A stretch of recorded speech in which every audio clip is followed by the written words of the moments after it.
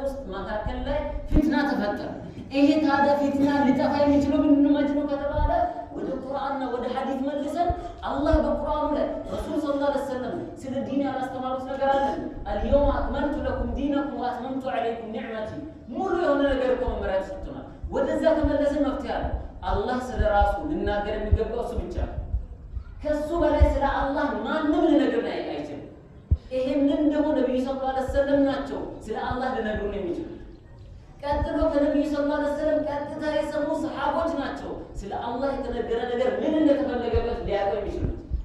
ከዚህ ውጭ ያለ ፍልስፍና ከተወገደ ጥርት ያለ አቂዳ ለተስተካከለ ቁርአንና ሐዲስ ነው ይሄዳል ማለት ነው።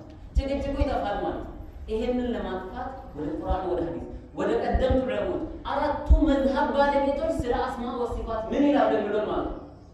አራቱ መዝሀቦች የምንከተለው በፍቅህ ጉዳይ ብቻ ሊሆን አይገባም። በአቂዳ ጉዳይ በአስማ ወሲፋት ላይ ያላቸው አቋም በደንብ ተከተል ልናውቅ ይገባል። ይሄንን ካወቅን ችግሩ በአጭሩ ይፈታል። የጭቅጭቅ አጀንዳ አይደለም፣ እንደሚወራው እንደተነዛ አይደለም።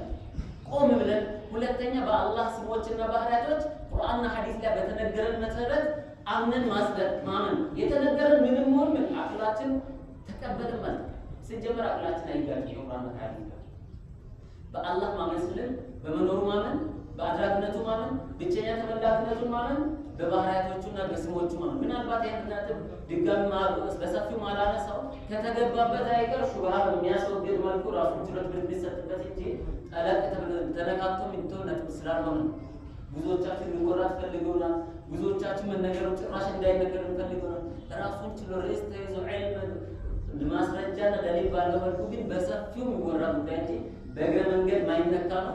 ግን ማመን እንዳለብን በቁርአንና በሐዲስ በመጣው መልኩ መቀበል እንዳለብን ግን እናምን ይገባል።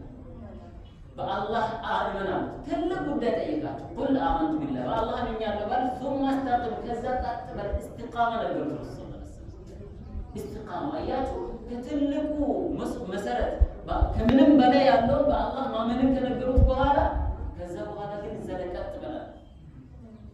የእስቲቃማ ጉዳይ ትልቅ ጉዳይ ዛሬ የእስቲቃማ ጉዳይ ያሳስብ